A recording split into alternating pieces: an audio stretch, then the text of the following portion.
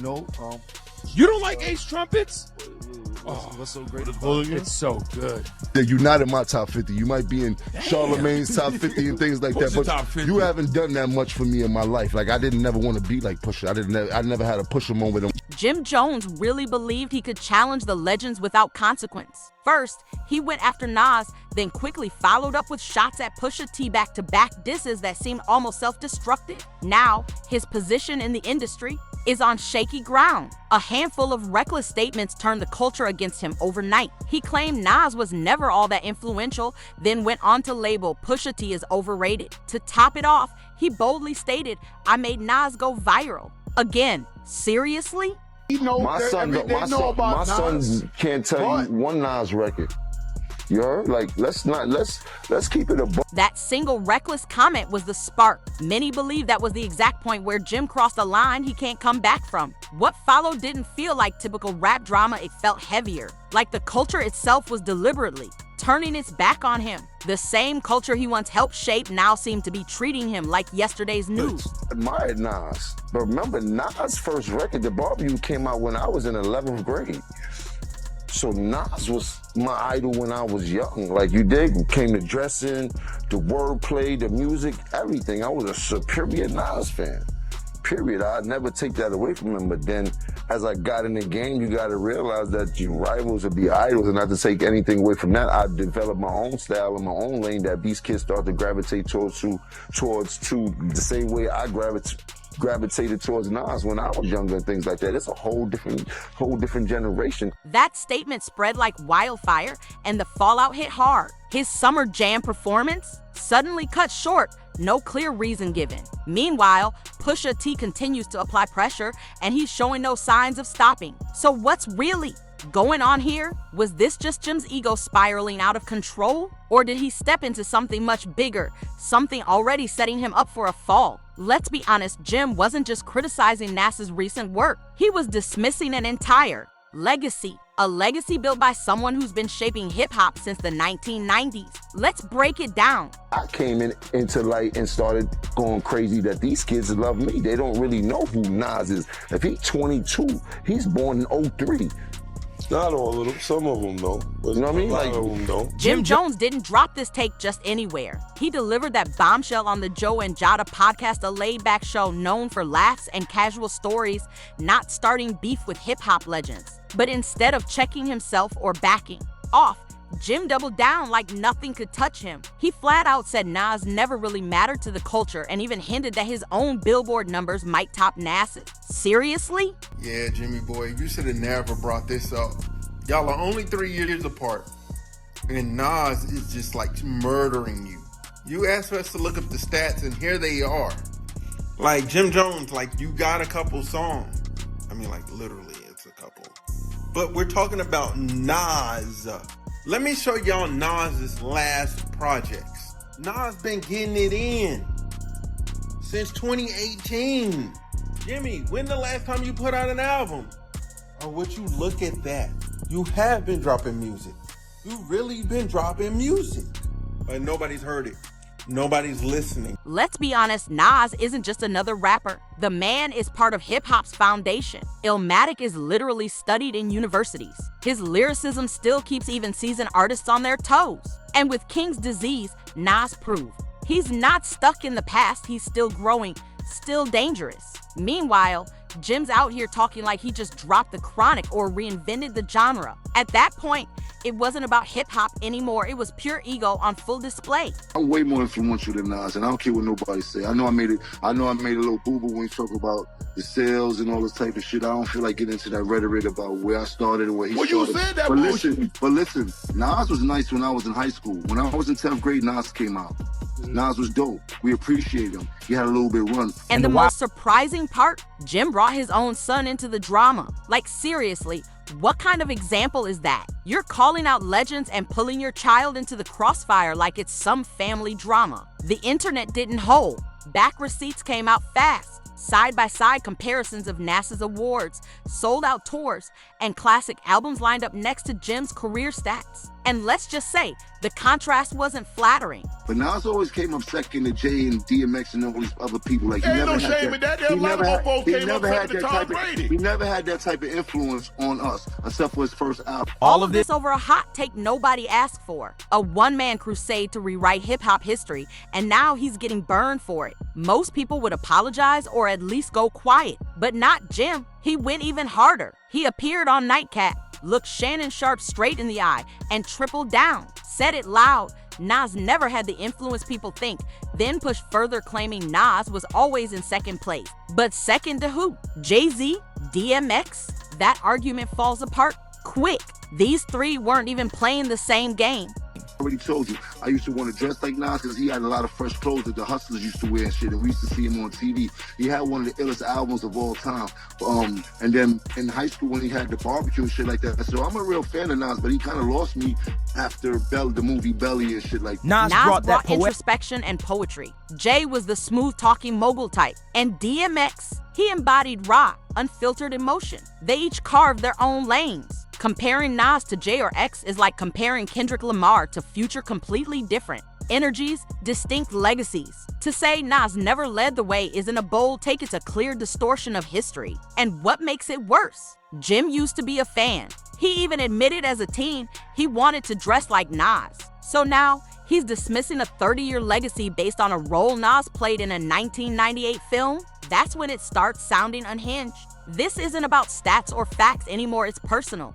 Jim's acting like Nas has to be beneath him just for his own legacy to matter. This isn't rap competition, it's about image. Jim's pushing his name into the GOAT conversation by tearing someone else down. What's really on display is his deep insecurity about being excluded from those top-tier lists, and it's becoming painfully obvious. And just when you think he might step back, he keeps going. Fuel, Jim dropped what might be the most delusional statement in this entire saga. He didn't just downplay Nas's relevance or call him second best, he went into full fantasy mode, claiming he was the reason Nas went viral again, as if he personally revived one of hip-hop's most respected MCs. According to Jim, the culture should thank him for reminding people Nas even exists. That's where we're at now. But the internet wasn't buying it. One fan clapped back hard. The only reason people are talking about you is because you're saying wild stuff about Nas. That's it. Another added, Jim's disrespect is out of control. Enough is enough. You don't gain respect by tearing down legends, and facts don't lie, Nas never went away. In just the past 5 years, he's released 3 albums, won a Grammy, and sold out show after show. Meanwhile, Jim's been making podcast rounds, chasing relevance with headline-grabbing sound bites. He thought he was creating a moment. What he really did was light the fuse on his own downfall. Let's rewind to 2024.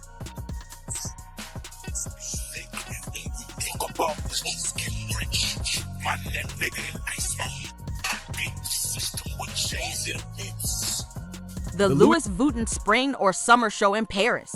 One room packed with pure star power beyond Jay-Z, Rihanna, LeBron.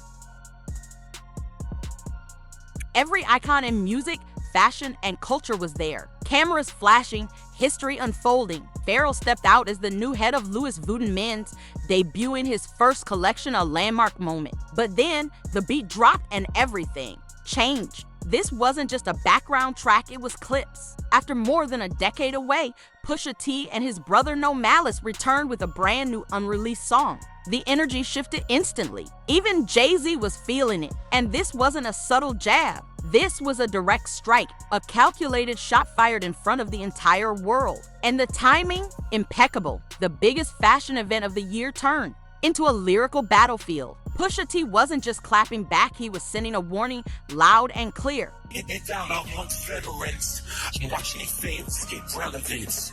We only go room with his elephant. You chase the feature, I'll be your element. And don't clap down, it's under inspection.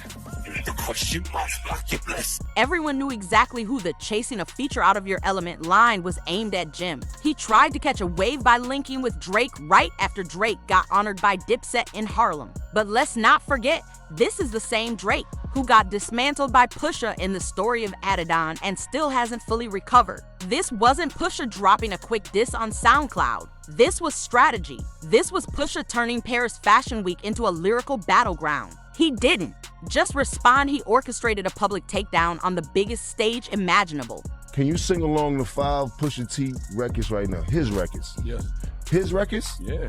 Name I them. love Pusha. Nostalgia.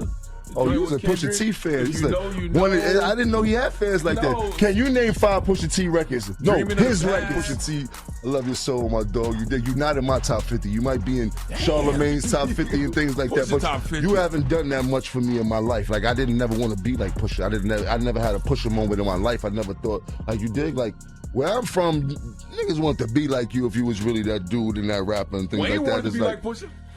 Shit. He was influenced by Pusha? Yeah? Yeah. Okay, cool. That's why Pusha did the Mr. Me Too record. Okay, cool. You a very strong Pusha T fan.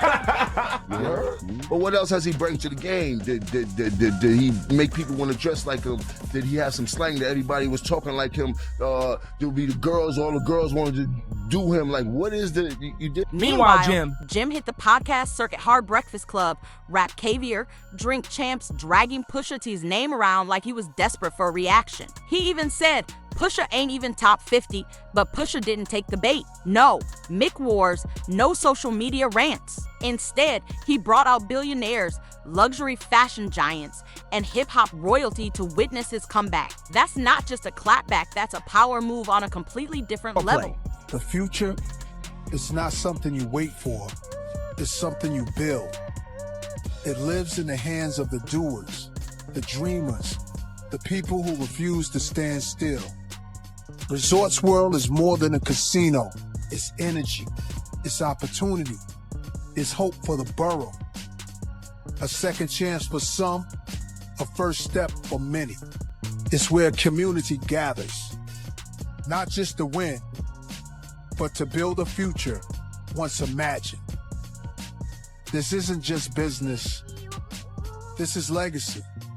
And now, it's time to invest in us. And let's not ignore the symbolism. This wasn't just about clever lyrics, it was about creating a moment. The entire setting amplified the message. Pharrell produced the track, the same Pharrell who helped define Clipse's signature sound. A man with deep roots in Virginia and major status in global fashion. The imagery, the music, the legacy, it all came together for one statement: power and precision.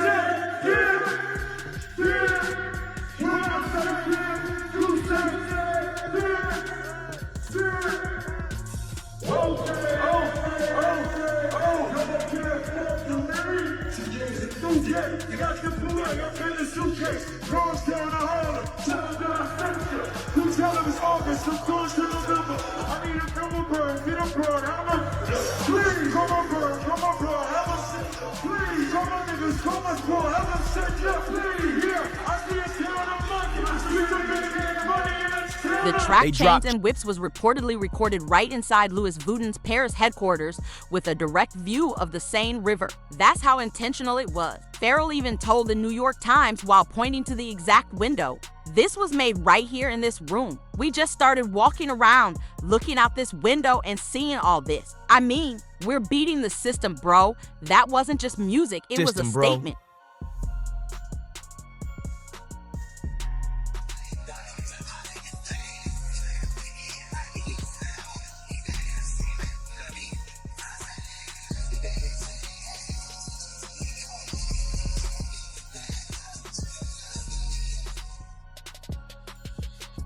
While Pusha was playing chess with billionaires in Paris, Nas was quietly building an empire in Queens. And as Jim jumped from podcast to podcast, hoping to stay in the headlines, Nas was securing Resorts World Queens, a massive 350,000 square foot casino project backed by a $5 billion investment. This wasn't your typical celebrity side hustle. Nas was investing in infrastructure, equity, and generational wealth for his borough, not just winning for himself, but lifting his entire community. Meanwhile, Jim's still flexing Summer Jam. Bookings like it's 2008. Nas didn't need to drop a diss, he dropped receipts. And they hit way harder than any verse could. Fans noticed right away.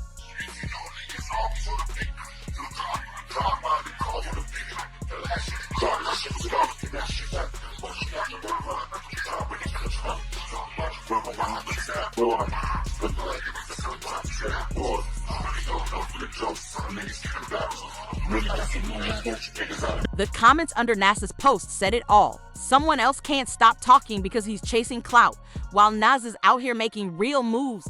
That was the tone. When you're truly wealthy, respected, and still relevant, you don't need to shout.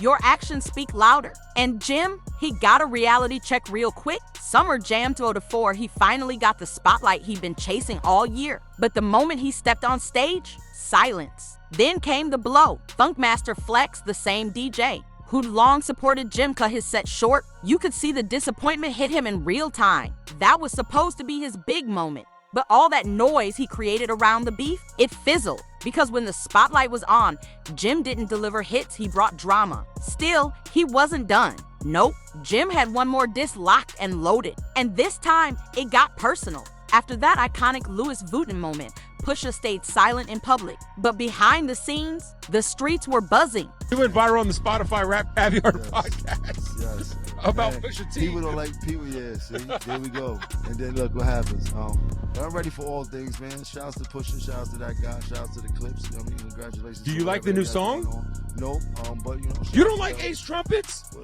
What's so great about it? It's so good. It's good. It's so, oh man. It's good. So yeah, there's something going on that you ain't tell us about, it's bro. It's good in what? A nostalgic value of it. You don't think Ace Trumpets I don't believe hard? it. I don't believe them. But that's a whole nother story. I don't want to downplay nobody's craft. Word is, this is far from over. Insiders close to Clipse say their reunion album is loaded with precision-crafted disses aimed squarely at Jim Jones.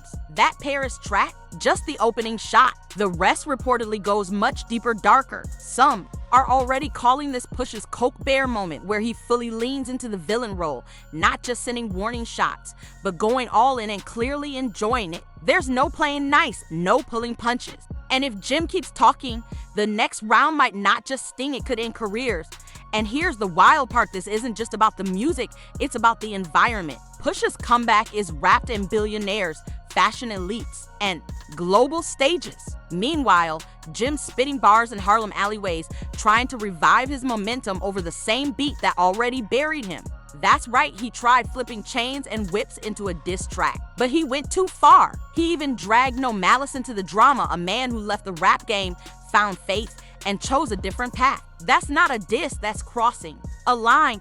Pusha hasn't responded yet, but if you know his history, you know he doesn't react fast. He responds with surgical precision. Then Jim made his worst move yet, dissing Clipse's chains and whips on camera during an interview. One last desperate swing, he tried to shrug it off, saying, "I never really listened to Clipse," but the fake calm didn't fool anyone. His insecurity was written all over his face because deep down, he knows they got him. Now the energy has completely shifted. It's not just Nas and Pusha shutting the door, it's the entire culture. Blogs are dragging him. Even longtime Dipset fans are telling him to let it go. This wasn't a battle, it was a wake-up call. Jim walked into an arena built for heavyweights thinking he could go bar for bar with legends. Instead, he got outplayed by silence, by strategy, by billion-dollar precision. He's not trending. He's not charting. He's not even in the conversation anymore.